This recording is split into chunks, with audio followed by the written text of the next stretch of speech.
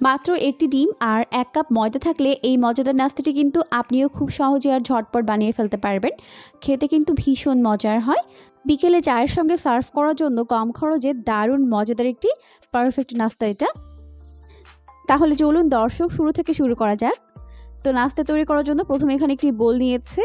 এখন এর মধ্যে একটি ডিম ভেঙে নিব। এখন প্রথমে একটি হ্যান্ড হুইক্সের সাহায্যে ডিমটিকে ভালো করে ফেটিয়ে নিব। ডিমটিকে ভালো করে ফেটিয়ে নেওয়ার পর এখন এর মধ্যে অ্যাড করে দিলাম খুবই সামান্য পরিমাণে লবণ আর দিয়ে দিব 1/3 কাপ পরিমাণ চিনি। এখন হ্যান্ড হুইক্সের সাহায্যে খুব ভালো করে সবকিছুকে একত্রে মিশিয়ে নিতে হবে।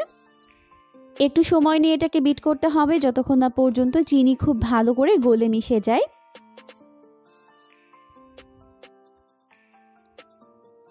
তো বিট করতে করতে যখন চিনি ভালোভাবে গলে মিশে যাবে ওই পর্যায়ের মধ্যে অ্যাড করে দিব 1/3 কাপ পরিমাণ সয়াবিন তেল দিয়ে আবারও সবকিছুকে মিশিয়ে নিতে হবে।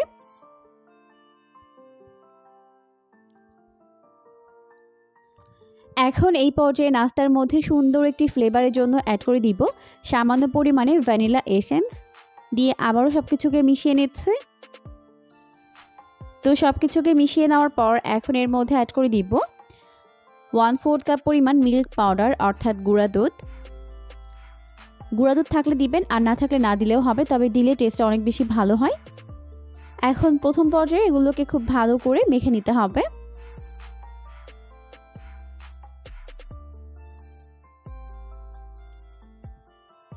তো ভালো করে মেখে নেওয়ার পর এখন আমি এর মধ্যে আরও কিছুটা পরিমাণে ময়দা অ্যাড করেছি, অর্থাৎ 1 কাপ এবং আরও 1/3 কাপ পরিমাণ ময়দা এখানে অ্যাড করেছে। ভালো করে মেখে আমি এরকম একটি ডো তৈরি করে নিয়েছি, দেখতেই পাচ্ছেন। তো এখন আমাদের নাস্তার জন্য পারফেক্ট একটি ডো কিন্তু তৈরি হয়ে গেছে। এরপর নাস্তার শেপ তৈরি করব, তাই এখান থেকে অল্প অল্প করে ডো নিয়ে হাতের মধ্যে নিয়ে এরকম একটা গোলাকার শেপ দিয়ে নিলাম। এখন এরকম একটি লম্বা আকৃতির শেপ দিয়ে নিচ্ছে। এরপর এভাবে চ্যাপটা করে নিচ্ছে।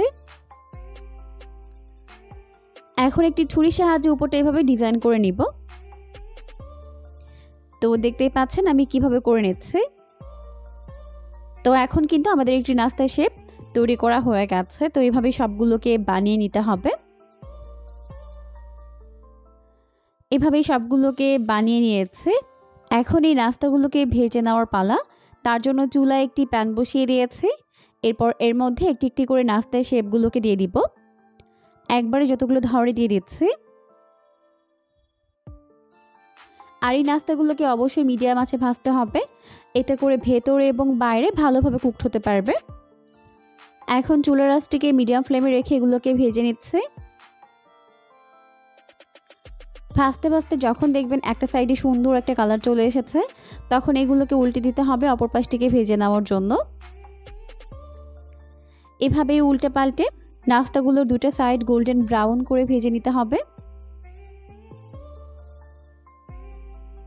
তো পুরোটা সময় চুলার আঁচটিকে মিডিয়াম ফ্লেমে রেখে আমি নাস্তাগুলোকে ভেজে নিয়েছি।